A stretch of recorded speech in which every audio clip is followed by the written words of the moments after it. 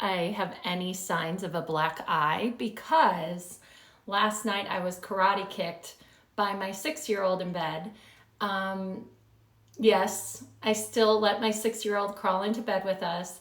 This is not going to help my argument, or at least with Tom, my husband, who is adamant about the kids not sleeping in bed with us. And I do it anyways, especially when he goes out of town. It's like, whoever can fit, come on in. And last night, my daughter kicked me so hard in my right eye, and I am like looking to see. I don't see a black eye yet, but I would not be surprised if within the next day I form a big old shiner, because my 6-year-old, she's like a ninja warrior karate chopper, and her little leg came flying at my eye in the middle of the night. And this is now the second time that's happened. The first time I was pregnant with her, and her brother kicked me in the eye. So I was like 8 months pregnant with a black eye. Tommy, my husband, couldn't go anywhere with me because it looked like he abused me. But it also happened from the same situation where I let my young child sleep in bed with me, and then I was assaulted by accident in their dreams. Do you guys let your kids sleep with you? If they're older, did you used to let them sleep with you? What is your take on the kids sleeping in bed with you? My husband is like hugely against it. And I am like, they're only little ones. Come on in, there's more room. And I end up getting kicked in the face. So I don't know if that's karma. I mean, if I told my husband this, I'm sure he'd have a lot to say, telling me this is what happens when you let kids sleep in bed with you. But it is what it is. And I just have to remind myself, hi Janae, the serenity prayer, which actually I have on this cup right here that says, God grant me the serenity. I got this at Home Goods too. I don't know about you guys, but I have a hard time waking up in the morning, especially after getting kicked in the eye.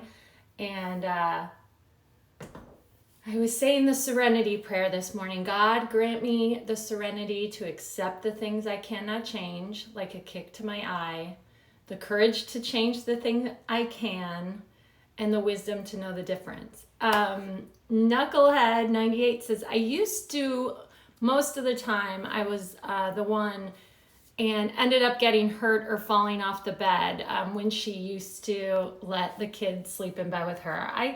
I could see that. You kind of get like pushed to the side. Janae says, since I don't work overnights anymore, my almost 10-year-old has been sleeping in bed with me the last week or so. How is that going, Janae? See, I don't mind it. I love when my kids are sleeping with me. I find it really comforting and soothing. My husband hates it. But I just like knowing they're all here and close to me. I don't necessarily need them to start in bed with me, but I don't mind if they like come in the middle of the night or whatever. But I'd love to hear from you guys what your take is on co-sleeping versus sleep training. Are you like hardcore? I kind of waver. Like I love to sleep. So like I did sleep train all of my kids, but then like I regress when they have a cold or whatever, and I go back to it. But yeah, so good times. Woke up today with a karate kick to my eye. Hopefully I don't have a black eye. That won't be good, but so goes life. There's worse things that could happen. But yeah, I wanted to, check in here. I kind of have committed to coming on here and hanging out with you guys. So let me know if there's something you want to talk about. If you have a question, I'm happy to answer, or a topic or a comment. I'm here. I am here to hang out with you guys, connect with you, see what's going on. on this hump day. Right now it's raining in Tennessee, so I was laying in bed forever, just listening to the rain. I think in a little bit I'm gonna go downstairs and lay in my little swing on my porch and listen to the rain, because work can wait, and I might just have to take a mental health day today.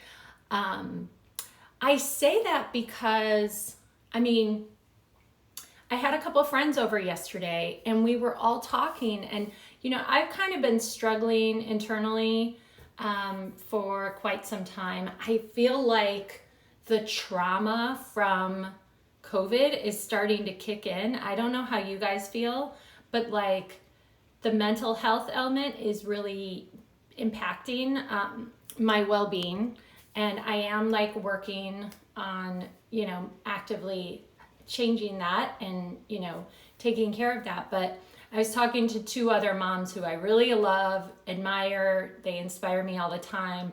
They always have everything together. Their kids are great, and they're struggling too, like big time. And it just was kind of eye-opening to me, because I didn't realize how much so many of us are struggling, right? I mean, obviously that's, hi Nellie. It's something we're all kind of struggling with, but I feel like at this stage in it, it's almost like for me, when I've gone through trauma in my life, traumatic experiences, the trauma doesn't usually set in, or at least the mental health impact doesn't usually set in right away. It kind of takes a minute, sometimes a year. And I feel like the mental trauma of what we just went through with this pandemic is really starting to settle in with people, specifically moms, only because I talk to mostly moms, and there's a lot of us that are really, really struggling. We can't quite put our finger on what it is, but the energy of the world, I think there's just a lot of sadness in the world right now, so that's really weighing on our hearts. But it just feels like this kind of mental exhaustion and like hopelessness, and it's really hard to kind of pinpoint exactly what's triggering it. The only thing I can think of is it's got to be the post-trauma of this pandemic, because when I start talking to moms that I really respect, that I think have it all together, their kids are great, everyone's in, I look at them like, oh man, I wish I could be like that, and hear that they're struggling too. It just makes me think, okay, there's something to this. Something is happening. There's a lot of us kind of going through it. Staying home 24/7 during COVID was really hard, especially for me, staying away from my mom in a different city with no one around me. I can absolutely relate to that. Ziones, sorry if I mispronounced. I actually moved to Tennessee because I needed to be driving distance from my dad. I was so restless living in Los Angeles, not being able to fly and just be there for my family when I needed to. But I'm also living in a city I don't know that many people. And that's a choice I made. And, I'm working on building friendships. And so far I've met some amazing, lovely moms, but it is really hard to have no one around you, and then you're also being mindful of COVID and restricted in certain situations.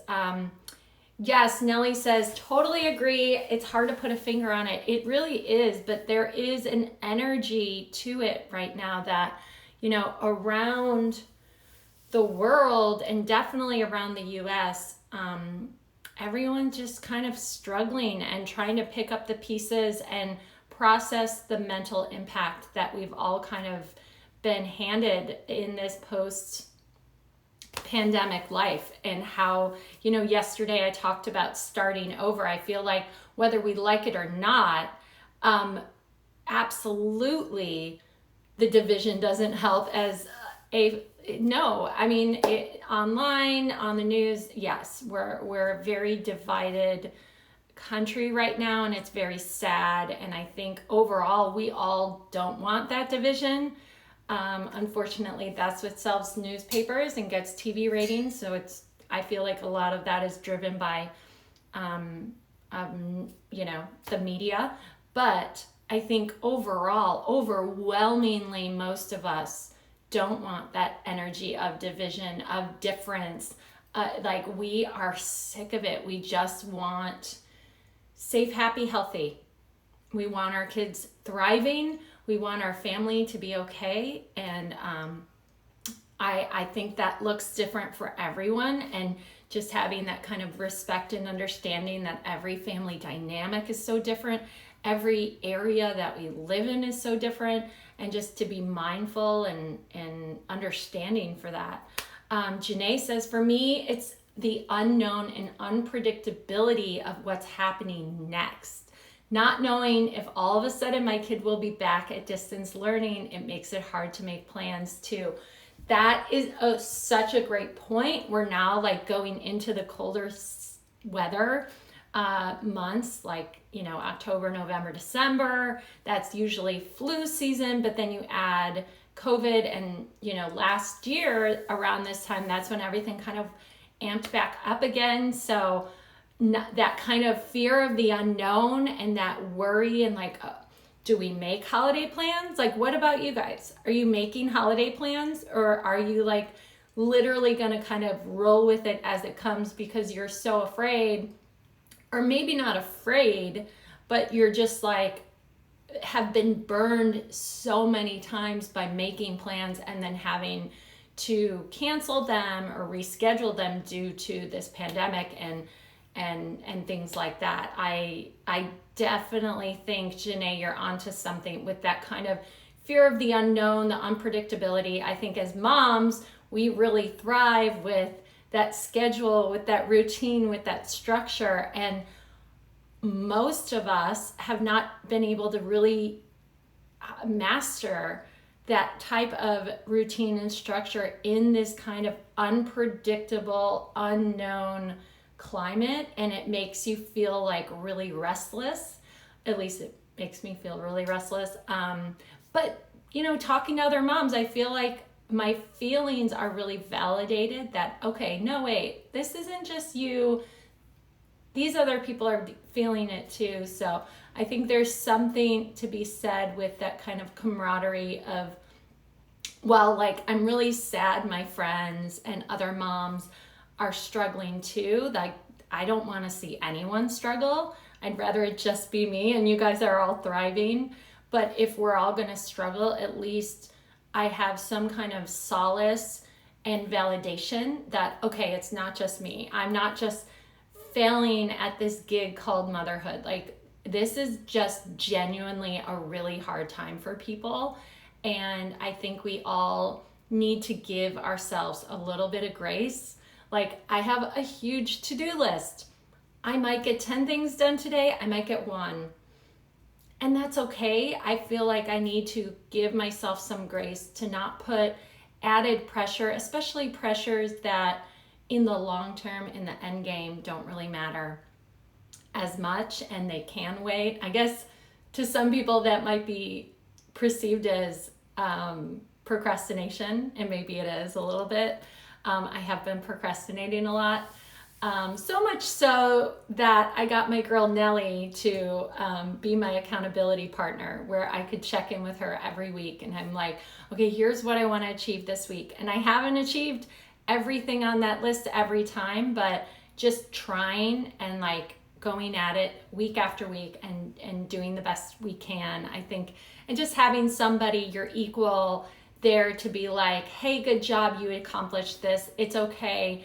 You know, try again kind of mentality, I think is really important, whether it's in a professional way or even just a personal way. Like, hey, I'm gonna, make my kids waffles every day, or whatever it is. Just kind of having that village of support is so important. Chris says we've got to roll with it because every time we make plans, they get canceled or changed. Things are so back and forth right now with COVID information and the variants. I know. And I think you're completely right. And that kind of leads itself right to what Janae was saying. It's the unknown and the unpredictability. And the fact that like there's no hard out at any point. It's just kind of this evolution of chaos where it starts to settle and then it drops and then it goes. So I think we're all just tired. We're exhausted. We want the structure and routine. We want to know and anticipate what's coming next. And unfortunately, we haven't been able to master that. And I think it's been really challenging for everyone, but I think parents especially, because we take on the responsibility of so many other people in our lives, right? You know, we want not just us to thrive, but we want the people we love to thrive, the people that we're married to or we're raising to thrive. So we put a lot of pressure on ourselves. And I think before COVID, we put a lot of pressure on ourselves. I think now it's just that much more. And I don't have the answers. I guess, me talking about it now is just a way to say to you guys, hey, you're not alone. I'm going through it too. I think most of us are going through it, and it's really hard right now. There's something about the energy of the world. I don't really know the spiritual moon and sun. My friend is into all that stuff, but I do feel like the energy right now is really tough to navigate. So trying to get through that is really challenging. I don't know if that makes any sense, but what I do know, speaking of spiritual, is my little mug that I got from Home Goods, which do you guys think is worth the $6.99? I saw it and it said, God grant me the serenity, because a lot of mornings, more mornings than I'd like to admit, I lay in bed because I have a hard time waking up every morning. I'm not a morning person. I say the serenity prayer over and over again until I can just it's part of my meditation, self-affirmation, deep breathing, kind of de-escalating anxiety if I'm having it. And the serenity prayer is, God grant me, and you don't have to be Christian or whatever, but I think the message is very positive, and it's, God grant me the serenity to accept the things I cannot change. I cannot change this pandemic. I can't. I have no control over it. So God grant me the serenity to accept the things I cannot change, the courage to change the things I can, and the wisdom to know the difference, right? So I can change, so I can have the courage to change my attitude and outlook. I can have the courage to try different things, to find joy in wherever I can, to find joy and peace and happiness where I can, even if it's just watching husky videos on Instagram or TikTok. Whatever it's going to do to make my children laugh, or, whatever that looks like. And the wisdom to know the difference. So knowing okay, I can't change this. I can't change the outcome of this scenario, but I can change how I handle it, how I deal with it. And I am not preaching to you guys. This is something I work on all the time with my own self. This is kind of me talking with you guys I am working through it too, to know the knowledge, to know the difference between what I can change and what I can't, and the knowledge to know the difference. So, let's see. Wait, Chris says, when they say the new normal, I think this makes us appreciate the moments a lot more when we're a little more normal. So I guess we can take that from it all. Yes, I think when we see aspects of normalcy that we took for granted before come back or trickle back into our life, it is so much sweeter. It is that much better. So I think that's a great point, Chris. Yes. So losing my dad at a young age was really hard for me, but one of my friends suggested to follow you and Life of Dad so I can know what exactly a dad is supposed to do. So a big thanks to you and him. Oh my gosh, that is so sweet. Well, thank you so much for that. That's so kind. Tom and I, we made a choice to be really open and honest with our story and our truth. We've done a lot of really fun things and happy things and silly things. Like we wrote this book over here, Mom versus Dad. It's really funny and lighthearted. But we've also been through some really tough things, and we share it really honestly and openly with you guys.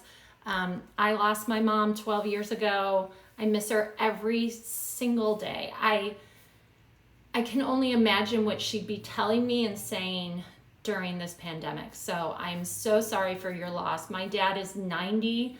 I don't take his life for granted for one day. I'm actually picking him up this weekend. He's coming to see me because I feel like I'm on borrowed time with him. And the fact that I can appreciate him that much more, I think was a direct result of losing my mom, because I think for so long I took advantage of having these amazing, loving, unconditional loving people in my life. And so with my dad, I try to really savor every minute of time I have with him. And hopefully I can bring him on here, because he is one of the best moment, like anything I've ever done on here.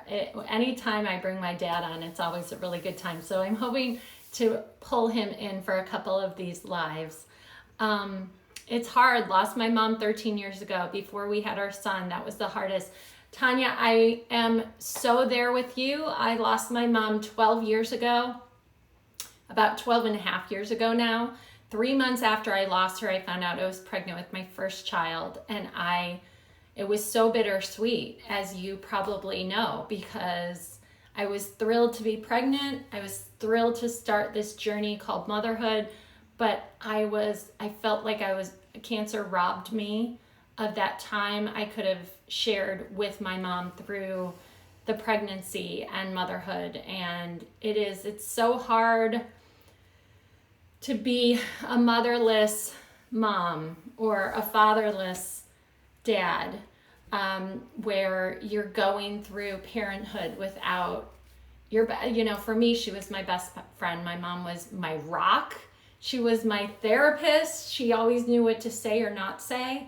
And I miss her every day. I wish she was here to help guide and navigate us through this crazy pandemic. Me and my siblings, we miss her so much. And she was I was talking about the serenity prayer and the wisdom. She was so wise and had such tremendous perspective. I know, yes, you just want to share it with them. I know, I named my baby Barbara. She's the only Barbara under the age of 60. And she's named after my mom. And I am telling you, she's everything to me. See, Janae's talking about when her dad passed away when I was 10. This year was the 30th year without him. It doesn't get easier, I feel like, either. I feel like the passing of a parent is unlike... I've had a lot of deaths in my life, and time, I do feel like, helps heal. When you lose your mom or dad, it's a different type of loss. If you have a positive relationship with them, it's a different type of loss. I did not expect to go into this kind of conversation, but I'm talking to so many of you guys who are sharing how you've lost parents, so I'm here for it. Chris says, I lost my mom at Christmas time in 2018. It really feels like you had this guide your whole life. Then it feels like you're just adrift. You're just set You're just set adrift yourself in uncharted waters. It takes a little while to make your own way. That's so beautiful, and it's so true. There's a Garth Brooks song, When You Come Back to Me Again, and it's like there's a ship out on the water, and it's at the mercy of the sea, and there's a lighthouse shining. Anyways, go listen to it, but it reminds me of my mom. And yeah, I mean, life is so hard to navigate through. Parenting, then you add parenting onto life, and that makes it that much harder. And then you add on a global pandemic. And I just feel like all of us should really be patting ourselves on the back, giving ourselves a little bit of grace and credit that we're here today, and we are showing up, and not every day is a good day, but there's good in every day. That's what I tell my kids all the time, because they want like a magical day at Disney every day. Like, what are we going to do that's going to be fun and magical? I'm like, every day is not going to be good, but there is good in every day. And I think all of us need to give ourselves a lot more credit than we do. And I'm talking to myself because I'm not even good at doing that. I think most parents aren't, because it's so easy to focus on what you could be doing differently, what you could change, what you could be doing more of, or, oh, I should be doing this, I shouldn't be doing this, instead of being like, you know what? I really showed up yesterday, and it was a hard day, and we got through it, and good for me. You know, like, I feel like we don't do that. We don't give ourselves nearly enough credit. And you know, I'm the first one to point it out to my friends and my families and being like, oh, you're so wonderful, you've got this, but do I do it for myself? No, I sure don't.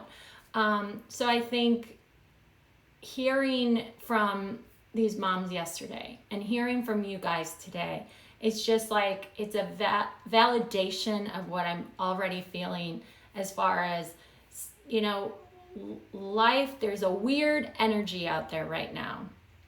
People are going through it, and I think everything's heightened. I think we're tired, we're exhausted, we're sick of it, and yet we still have to kind of pick up and carry on. So if we can allow ourselves some acceptance, right? To accept the things we cannot change, the courage to change the things we can, and the wisdom to know the difference.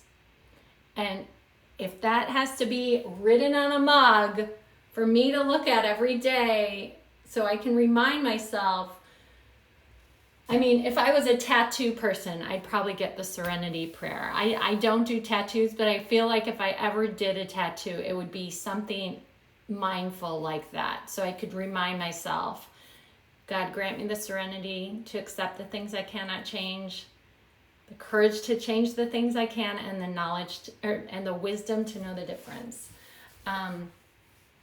Momming is hard, Tanya. Everyone's best is enough if you show them love. I know. I completely agree. I feel like more support, less judgment. Momming is so hard. Everyone's family dynamic is so different. So no one should be on these platforms, on these social media platforms, telling you how to parent, what is and what should and shouldn't, what you should and shouldn't do as a parent, what's right and wrong as a parent, because there is no right or wrong when it comes to parenting. I think you have to look at your life situation. You know what's best for your kids, right? Nobody else does. They don't, like, we all have this blueprint of what our setup is. And everyone's going to have an opinion on how you should handle it. And you know what? It's not their opinion. And there's no handbook. I mean, there's a reason there's a lot of parenting books, including a couple that I wrote. But there's no parenting book that is like the Bible that says this is exactly how you parent and this is exactly how you shouldn't parent. because everyone's family dynamic is so different. And if anyone is out there telling you that there is a proper way to parent, don't listen to them, because no one knows your family dynamic better than you. And especially in this type of climate, I feel like you know what's best for your family. You got to do what's best for your family, and give yourself a little credit along the way, right? Yes, Chris says, I will sell my vessel till the river runs dry. Yes, that's another good Garth Brooks song. The river. I'm telling you, Garth Brooks, man, he's got some good songs. He's like my church. I love him. Well, you guys, thank you so much. I really appreciate just coming on here. It's really funny. I kind of set up, okay, I'm going to talk about this, this, and this. And I think my favorite moments are when we take it in a completely different direction, but it's super organic and it's a natural, topic. Hi, Tom. My husband just popped on. I'm just about to end. Thanks for coming on at the end. But yes, I think I appreciate you guys sharing with me your stories of your experiences, how this time has been for you guys, the loss of your parents and how to navigate parenthood without them. I'm definitely there with you. I wish there was a landline to heaven on most days, but I think we're doing the best we can, and I think we all need to give ourselves a lot more credit, and also remind ourselves that it's not just us. We're not just in our head. It's not just us. There is a genuine struggle and energy about the world right now that's really hard. It's really heavy, and it's not just you. And to try to allow yourself to, take in some grace. Grace. A woman named Grace just waved to me as I said grace. To allow yourself some grace and some acceptance, right? God, grant me the serenity to accept the things I cannot change, the courage to change the things I can, and the wisdom to know the difference. So when you're finding yourself overwhelmed this week, today, this month, whatever it is, think of, accepting the things you cannot change, because there's a lot of things I would love to change about the world right now. A lot. But I can't. I have to accept I cannot change them. I need to build up the courage to change the things I can, which is my attitude, the way I approach things that I can't change, right? And the wisdom to know the difference. So I wish and hope that on all of you. Please allow yourself some slack, some grace this week as we navigate this kind of wild ride.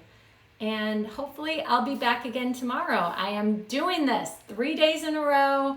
I have gone live. I am, it's my goal to come back on here and be more present with you guys. And so that's what I'm trying to do. So thanks so much for popping on. I will see you guys tomorrow.